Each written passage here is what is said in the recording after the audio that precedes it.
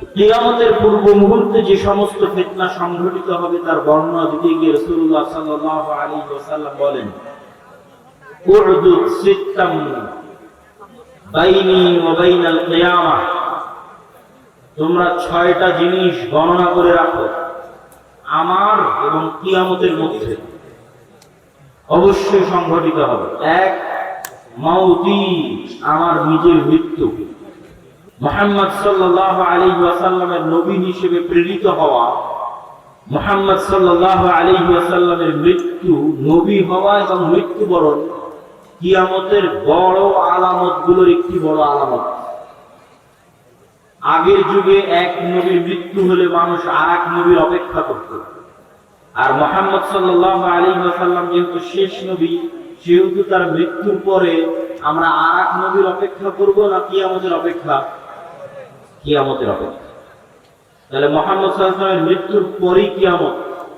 10 দিন পরে হোক, 10 বছর পরে হোক, 10,000 বছর পরে হোক, 10 লক্ষ বছর পরে হোক, কিন্তু মুহাম্মদ সাল্লাল্লাহু আলাইহি ওয়াসাল্লামের মৃত্যুর পরেই কিয়ামত। এটাই সত্য। আর আগের নবীদের ক্ষেত্রে এক নবীর মৃত্যুর পরে আরেক নবী, আরেক নবীর মৃত্যুর পরে আরেক নবী, শেষ নবীর মৃত্যুর পরে কিয়ামত। যেহেতু শেষ নবীর মৃত্যু হয়ে গেছে প্রায় 1400 বছর, কিন্তু এটি নিশ্চিত করে মানুষ বলতে পারবে না যে কখন কিয়ামত হবে, কিন্তু যে কোনো সময় হঠাৎ কিয়ামত হয়ে যাবে। বাগতাতান, হঠাৎ। আল্লাহ সুবহানাহু ওয়া তাআলা কোরআন মাজিদে বলেছেন যে হঠাৎ কিয়ামত কায়েম হয়ে যাবে। প্রিয় উপস্থিতি, 1 নাম্বার মুহাম্মদ সাল্লাল্লাহু আলাইহি ওয়াসাল্লামের মৃত্যু, 2 নাম্বার ফাতহু বাইতুল মুকাদ্দাস, 2 নাম্বার হচ্ছে মসজিদে আকসা বিজয় হবে আমার এবং কিয়ামতের মধ্যে। রাসূল সাল্লাল্লাহু আলাইহি ওয়াসাল্লাম যখন মারা যাচ্ছেন তখন মসজিদে আকসা বিজয় হয়নি, তখন মসজিদে আকসা খ্রিস্টানদের কাছে আছে। রোমান এম্পায়ার, তাদের অনেক পবিত্র জায়গা, ইহুদিদেরও পবিত্র জায়গা, খ্রিস্টানদেরও পবিত্র জায়গা। তাহলে মুহাম্মদ সাল্লাল্লাহু আলাইহি ওয়াসাল্লাম মসজিদে আকসা তার জীবদ্দশায় বিজয় করে যাননি। তাহলে মুহাম্মদ সাল্লাল্লাহু আলাইহি ওয়াসাল্লাম ভবিষ্যৎবাণী করছেন যে এটা বিজয় হবে। তো মুহাম্মদ সাল্লাল্লাহু আলাইহি ওয়াসাল্লামের পরে এক খলিফার পরে ওমর রাদিয়াল্লাহু তাআলা আনহুর যুগে মসজিদে আকসা বিজয় হয়। দ্বিতীয়বার আরেকবার বিজয় হয় সুলতান সালাহুদ্দিন আইয়ুবীর যুগে। তৃতীয়বার আরো একবার বিজয় হতে পারে, আল্লাহু আ'লাম। মসজিদে আকসা বিজয় হবে। 3 নাম্বার, এমন ভয়ঙ্কর মহামারী, ছাগলে বা পশু প্রাণীতে যখন মড়ক লাগে, মুরগির খামারে যখন ভাইরাস ঢুকে মড়ক লাগে, তখন একটা মোরগও বাঁচে না। এরকম ভয়ঙ্কর মহামারী যে পৃথিবী সাফ হয়ে যাবে। পৃথিবীতে যা মানুষ বেঁচে আছে তার অনেক অল্প মানুষ বেঁচে থাকবে। রাসূল সাল্লাল্লাহু আলাইহি ওয়াসাল্লামের মৃত্যুর পর থেকে আজ পর্যন্ত অসংখ্য মহামারী হয়েছে। তো যে কোনো মহামারী বড় আকার ধারণ করলেই সাহাবায়ে কেরাম বা আলেম ওলামা মনে করতেন এটি সেই মহামারী, কিন্তু ভয়ঙ্কর ভয়াবহ মহামারী হবে এটি ঠিক। তারপরে রাসূল সাল্লাল্লাহু আলাইহি ওয়াসাল্লাম বললেন, এমন এক ফিতনা দেখা দিবে যে ফিতনা আরবের প্রত্যেক ঘরে প্রবেশ করবে। আরবের একটি ঘরও বাকি থাকবে না, খালি থাকবে না, যে ঘরে এই ফিতনা প্রবেশ করবে না। কিছু আলেম ওলামা ব্যাখ্যা করেছেন এই ফিতনা মোবাইলের ফিতনা, কেউ ব্যাখ্যা করেছেন এই ফিতনা যুদ্ধ বিগ্রহ, মারামারি, গন্ডগোল, সেই ফিতনা। তথা এমন গৃহযুদ্ধ এবং এমন গন্ডগোল, এমন মারামারি দেখা দিবে, যেই মারামারি, যেই যুদ্ধে আরবের প্রত্যেক ঘর যুক্ত হয়ে যাবে। আরবের একটি ঘর মুক্ত থাকবে না, পৃথিবীর সব ঘর নয়, আরবের প্রত্যেক ঘর যুক্ত হয়ে যাবে। তারপর রাসূল সাল্লাল্লাহু আলাইহি ওয়াসাল্লাম বললেন, সুম্মা হুদনাতুন বাইনাকুম ওয়া বাইনার রূম, তারপর একটা চুক্তি হবে, ঐতিহাসিক চুক্তি তোমাদের মধ্যে আর রোমানদের মধ্যে। এই চুক্তির প্রেক্ষাপটে রোমান, খ্রিস্টান এবং মুসলমানেরা এক তৃতীয় পক্ষের বিরুদ্ধে যুদ্ধ করবে। সেই তৃতীয় পক্ষের বিরুদ্ধে যুদ্ধে মুসলমান এবং খ্রিস্টানেরা বিজয়ী হবে। তারপরে কোন একজন খ্রিস্টান ক্রুশ কুচিয়ে ধরে বলবে, এটার কারণে আমরা বিজয় হয়েছি। তখন এক মুসলমান ক্ষিপ্ত হয়ে গিয়ে ওই ক্রুশকে ভেঙে দিবে, কিছু বর্ণনায় দুই ব্যক্তিকে হত্যা করেছে। স্বেচ্ছাসেবক ভাইদের অনুরোধ করবো আপনারা পিছনে বসার ব্যবস্থা করেন। বসার ব্যবস্থা না থাকার কারণে মানুষ দাঁড়িয়ে আছে। তো ক্রুশ ভেঙে ফেলা অথবা ক্রুশ উত্তোলনকারী ব্যক্তিকে হত্যার মাধ্যমে রোমান, খ্রিস্টান এবং মুসলমানেরা মুখোমুখি দাঁড়িয়ে যাবে।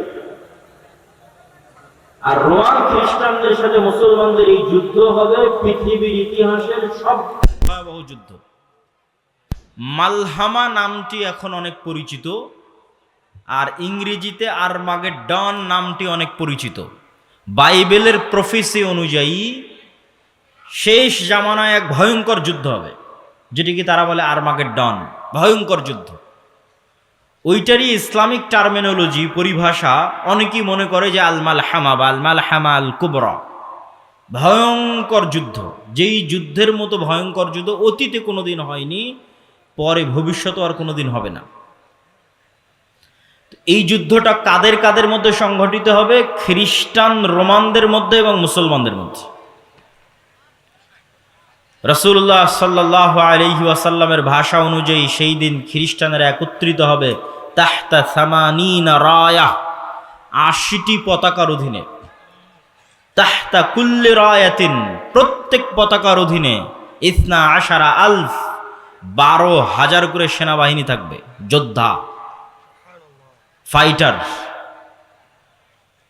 তো ৮০টি পতাকার অধীনে ১২,০০০ করে সেনাবাহিনী থাকলে ক্যালকুলেটরে চাপলে দেখবেন প্রায় ৯.৫ লক্ষ থেকে ১০ লক্ষ মানুষ নয়, শুধু যোদ্ধা, তথা ১০ লক্ষ যোদ্ধা একত্রিত হবে মুসলমানদের বিরুদ্ধে যুদ্ধ করার জন্য। রাসূল সাল্লাল্লাহু আলাইহি ওয়াসাল্লাম এই যুদ্ধের জায়গার নামও বলে দিয়েছেন, বলেছেন লা তাকুমুস সাআ, ততদিন কিয়ামত হবে না যতদিন না হাত্তা তুকাতিলুনার রোম, যতদিন না তোমরা রোমানদের বিরুদ্ধে যুদ্ধ করেছো বিল আমাক আও বিদাবেক, আমাক এবং দাবেক নামক জায়গায় যতদিন না তোমরা রোমানদের বিরুদ্ধে যুদ্ধ না করেছো ততদিন কিয়ামত হবে না। তো এই আমাক এবং দাবেক নামক জায়গাটি বর্তমান সিরিয়া এবং তুরস্কের সীমান্তবর্তী অঞ্চল। সিরিয়ার সীমান্তবর্তী ইদলিব, আলেপ্পো, আরবিতে বলে হালব, ইংরেজিতে বলে আলেপ্পো। এই হালব বা আলেপ্পোর হচ্ছে তুরস্কের সাথে লাগানো একটি সিরিয়ার শহর। এই সীমান্তবর্তী অঞ্চলেই এই জায়গাগুলো আছে মর্মে যারা ইতিহাসবিদ, যারা মানচিত্র নিয়ে গবেষণা করেন তাদের দাবি। আল্লাহু আলাম। এই যুদ্ধের ভয়াবহতা বলতে গিয়ে রাসূলুল্লাহ সাল্লাল্লাহু আলাইহি ওয়াসাল্লাম বললেন, সেই দিন এই যুদ্ধে এত মানুষ মারা যাবে। আর এক বর্ণনা অনুযায়ী এই যুদ্ধ প্রায় ৪ দিন ব্যাপী চলবে, পঞ্চম অথবা ষষ্ঠতম দিনে গিয়ে বিজয় হবে, অথবা চতুর্থ। তো ৪ দিন যুদ্ধ চলবে। প্রথম ৩ দিন ফলাফল ছাড়াই যুদ্ধ শেষ হবে, শুধু মৃত্যু আর লাশ, লাশের সারি আর মৃত্যু। আর চতুর্থতম, পঞ্চমতম অথবা ষষ্ঠতম দিনে গিয়ে বিজয় নির্ধারণ হবে মুসলমানদের। লাশের সংখ্যা এবং সারি বলতে গিয়ে রাসূল সাল্লাল্লাহু আলাইহি সাল্লাম বলেছেন যে একটি পাখি যদি আকাশে উড়ে তাহলে ১ মাস উড়লেও মানুষের লাশ যেহেতু শেষ হবে না, লাশের দুর্গন্ধ যেহেতু শেষ হবে না, সেহেতু পাখি দুর্গন্ধমুক্ত ফাঁকা জায়গায় বসতেও পারবে না। পাখি পড়ে মারা যাবে, তবুও কোনো ভালো বসার মতো ফাঁকা জায়গা পাবে না ১ মাস উড়লেও। তাহলে এখান থেকে একটা পাখিকে উড়িয়ে দিলে ১ মাসে সে যতদূর যাবে, এই পুরো এরিয়া যদি চতুর্দিক থেকে মাপা হয় তো দেখা যাবে সবই লাশ। তাহলে কত লক্ষ, কত কোটি মানুষের লাশ হতে পারে আল্লাহু আলাম। রাসূল সাল্লাল্লাহু আলাইহি ওয়াসাল্লাম বলছেন, গনিমতের বন্টনে কেউ সন্তুষ্ট হবে না। কেন? ওয়ারিসই নাই। সন্তুষ্টি কেমনে হবে? ওয়ারিস নাই। ওয়ারিস নাই কেন? এক বংশে যদি ১০০ জন সদস্য থাকে তো ৯৯ জনই মারা যাবে, একজন বেঁচে থাকবে, তাহলে তো কোনো ওয়ারিস নাই। যেহেতু কোনো ওয়ারিস নাই সেহেতু কোনো আনন্দ নাই।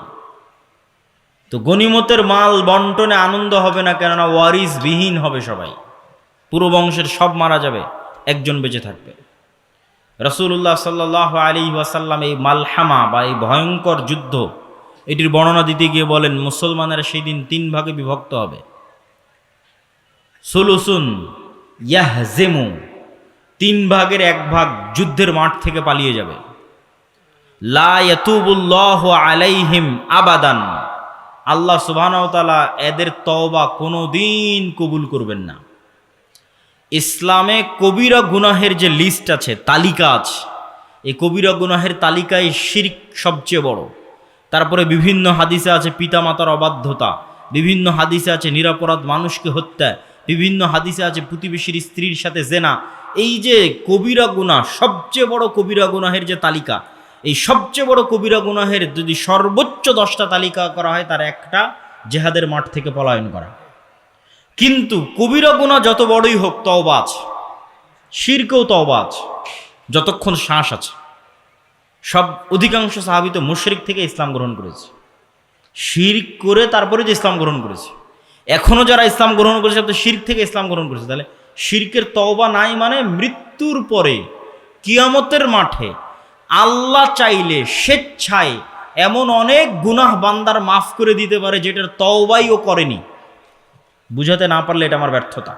এমন অনেক গুনাহ আমরা করেছি যেটার তওবা আমরা করিনি, ইস্তেগফার করিনি, ক্ষমা চাইনি, তাও আল্লাহ ওই গুনাহ তার দয়ায় মাফ করে দিতে পারেন কিয়ামতের মাঠে। কিন্তু ওই যে দয়ায় মাফ করে দিবেন কিয়ামতের মাঠে আল্লাহ, ওই লিস্টে শিরক থাকবে না। এটা হলো শিরকের গুনাহ আল্লাহ ক্ষমা করবেন না। যে বান্দা যদি লাউ আতাইতুম, তুমি যদি আসো বিকরাবিল আরদি খাতায়া, আসমান জমিন পূর্ণ গুনাহ নিয়ে, তাহলে আমি আল্লাহ আসমান জমিন পূর্ণ ক্ষমা নিয়ে উপস্থিত হব। তো এই যে আসমান জমিন পূর্ণ গুনাহ, এর কোনো গুনাহ আপনি জানেন, কোনো গুনাহ ভুলে গেছেন, কোনোটার তওবা করেছেন, কোনোটা করেননি, তাও আল্লাহ দয়া করে মাফ করে দিবে। কিন্তু করবেন না কোনটা? শিরক। কিন্তু যতক্ষণ শ্বাস আছে ততক্ষণ সব গুনাহের ক্ষমা আছে, শিরকেরও ক্ষমা আছে। তো রাসূল সাল্লাল্লাহু আলাইহি ওয়াসাল্লাম বলছেন, যারা ওই যুদ্ধের মাঠ থেকে পলায়ন করবে এদের তওবা কবুল হবে না। 3 ভাগের 1 ভাগ, সুলুসুন, 3 ভাগের 1 ভাগ শহীদ হয়ে যাবে আল্লাহর রাস্তায়। রাসূল সাল্লাল্লাহু আলাইহি ওয়াসাল্লাম বলছেন তারা হচ্ছেন আফজালু শুহাদাইল আরজ, পৃথিবীর সর্বশ্রেষ্ঠ শহীদ। আল্লাহু আকবার। তারপরে বলছেন 3 ভাগের বাকি 1 ভাগ, 1 ভাগ তো পালিয়ে গেল, 1 ভাগ মরে শেষ, আর 1 ভাগ তারা বিজয়ী হবে। এরা বিজয়ী হওয়ার পর এই বিজয়ী দল ইয়াফতাতিহুনাল কুস্তুনতুনিয়া, কনস্টান্টিনোপল বিজয় করবে। এই কনস্টান্টিনোপল, কুস্তুনতুনিয়া হচ্ছে আজকের তুরস্কের ইস্তাম্বুল, যেটা দীর্ঘদিন তুরস্কের রাজধানী ছিল। এখন রাজধানী আঙ্কারা, কিন্তু ইস্তাম্বুল সবচেয়ে ঐতিহাসিক শহর। সুলতান মুহাম্মদ আল ফাতেহ ইস্তাম্বুলকে বিজয় করেছিলেন।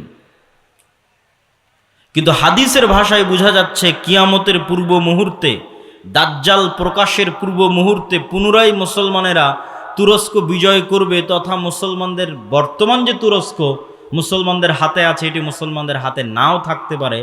না হলে কনটেক্সট মিলানো কঠিন যে কিয়ামতের পূর্ব মুহূর্তে মুসলমানেরা তুরস্ক কিভাবে বিজয় করবে। এই ঘটনারই ধারাবাহিকতায় আরেক হাদিসে, আমি কিন্তু এক হাদিস বলতেছি না, বিভিন্ন হাদিস থেকে যুক্ত করতেছি।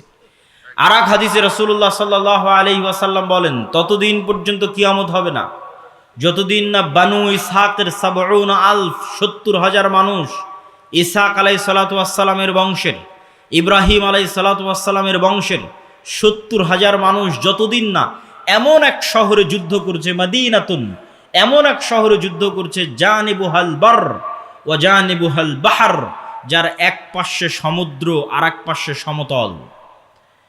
কোন শহর? আলেম ওলামা মতভেদ করেছেন। কেউ বলেছেন এটি ইতালির রাজধানী রোম, কেউ বলেছেন এটি তুরস্কের ইস্তাম্বুল, কুস্তুনতুনিয়া, কনস্টান্টিনোপল। ইতালির রাজধানী রোম হওয়ার পক্ষে আর একটা জয়ীফ হাদিস আছে, যে রাসূল সাল্লাল্লাহু আলাইহি ওয়াসাল্লামকে জিজ্ঞেস করা হচ্ছে যে উম্মতে মুহাম্মাদি কোন শহর আগে বিজয় করবে কিয়ামতের পূর্ব মুহূর্তে, কুস্তুনতুনিয়া না রোমিয়া? কিন্তু হাদিসের সানাদ দুর্বল।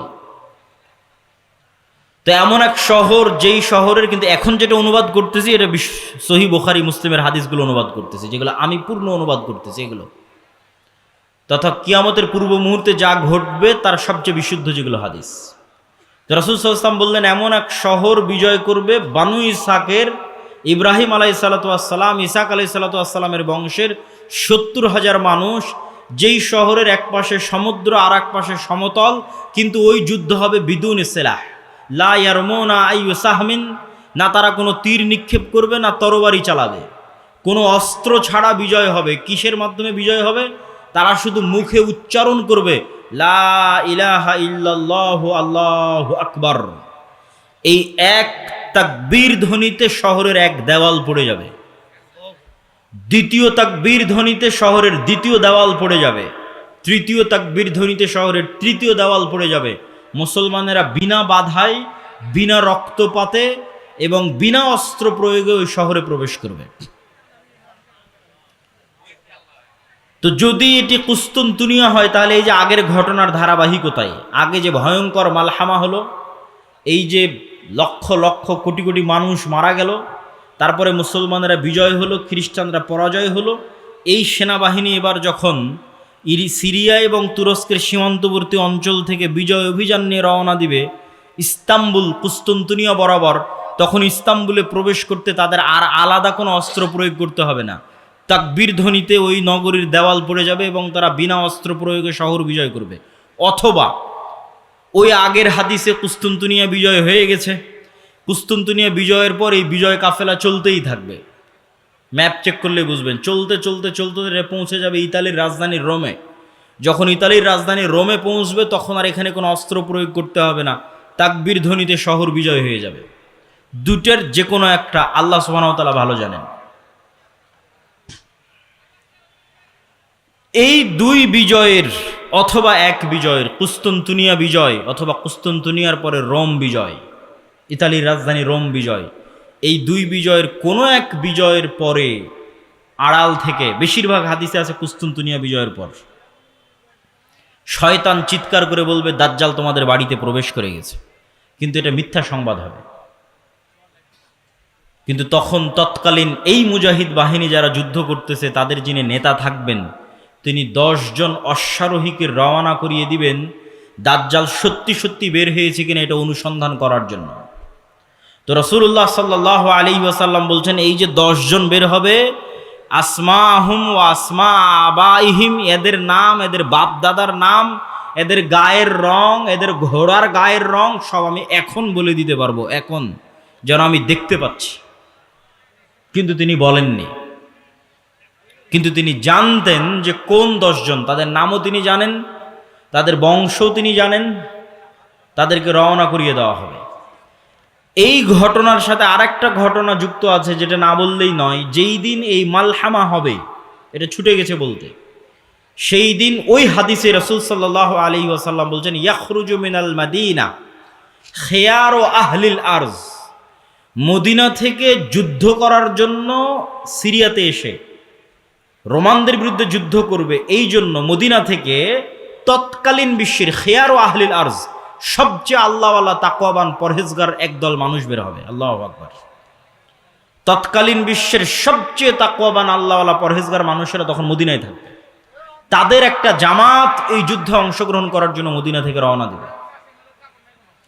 তখন এই রোমান খ্রিস্টান এম্পায়ারের সেনাবাহিনীরা বলবে, মদিনার মানুষ তোমাদের এখানে কাজ কি? খাল্লু বাইনানা ওয়া বাইনাল্লাযিনা সাবাউ মিন্না, আমাদের যুদ্ধ এই সিরিয়ার মানুষদের সাথে, তোমরা আমাদের রাস্তা ক্লিয়ার করে দাও, তোমাদের এই যুদ্ধে বাধা দেওয়ার কি দরকার? অথবা আমাদের মধ্যে থেকে আগের যুদ্ধের ধারাবাহিকতায়, মানে এর আগেও আরো অনেক যুদ্ধ হয়ে থাকতে পারে, ধারাবাহিকতায় আমাদের মধ্যে যারা তোমাদের কাছে বন্দী হয়ে আছে, বন্দী হওয়ার পর তারা তোমাদের দিন গ্রহণ করে নিয়েছে, ওদের সাথে আমাদের যুদ্ধ, তোমরা কেন ওদেরকে বাঁচাতে আসতেছো? এরকম একটা কনটেক্সট হাদিসের মধ্যে আছে। তখন মদিনার মানুষেরা উত্তরে বলবে, আমরা আমাদের ভাইদেরকে একাই ছেড়ে দিতে পারি না, অতএব এই যুদ্ধে আমরা অংশগ্রহণ করবই করব। এখানে ভাইদেরকে বলতে দুটোই উদ্দেশ্য হতে পারে, সিরিয়ার মুসলমানদেরকে অথবা রোমানদের মধ্যে যারা বন্দী হয়েছিল খ্রিস্টান, পরে মুসলমান হয়ে গেছে, ওদেরকে এরা চাচ্ছে নিয়ে নিতে, যে আমরা তো আমাদের লোকজনকেই চাচ্ছি, তোমাদের কি সমস্যা? ওদেরকে বাঁচাতে এরা বলবে, না আমাদের মুসলিম ভাইদেরকে আমরা একাই ছেড়ে দিতে পারি না, তখনই যুদ্ধ হবে।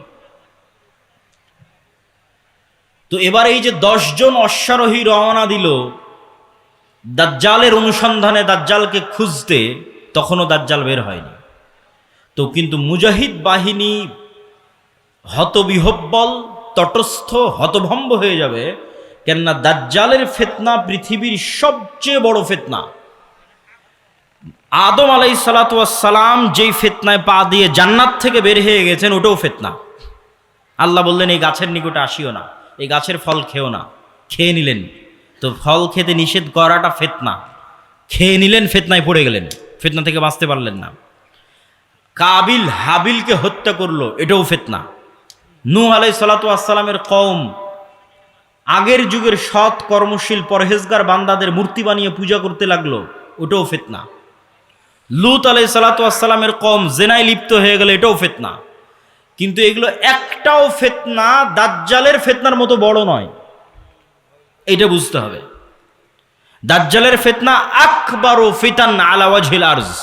আদম আলাইহিস সালাম যেই ফিতনায় পা দিয়েছেন ওইটার চাইতে, কাবিল যে ফিতনায় পা দিয়েছিল ওইটার চাইতে, নূহ আলাইহিস সালামের কওম যে ফিতনায় পা দিয়েছিল ওইটার চাইতে, আদ সামুদ কওমে লূত তারা যেই ফিতনায় পা দিয়েছিল ওইটার চাইতে সবচেয়ে বড় ফিতনা দাজ্জালের ফিতনা। আর এই ফিতনা মোকাবেলা করবে উম্মতে মুহাম্মাদি। সর্বশ্রেষ্ঠ উম্মত মোকাবেলা করবে পৃথিবীর সবচেয়ে বড় ফিতনার। কেন দাজ্জালের ফিতনা সবচেয়ে ভয়ঙ্কর, এটাও বুঝতে হবে আপনাকে। আমি স্বেচ্ছাসেবক ভাইদের আবারও দৃষ্টি আকর্ষণ করছি যে আমাদের ডানে লোকজনের সংখ্যা বেশি হয়ে যাচ্ছে, পিছনে একটু বসার ব্যবস্থা এবং বামে এখনো ফাঁকা আছে। বামে একটু বসার ব্যবস্থা এবং মানুষজনকে এইদিকেও একটু বসার জন্য উদ্বুদ্ধ করা।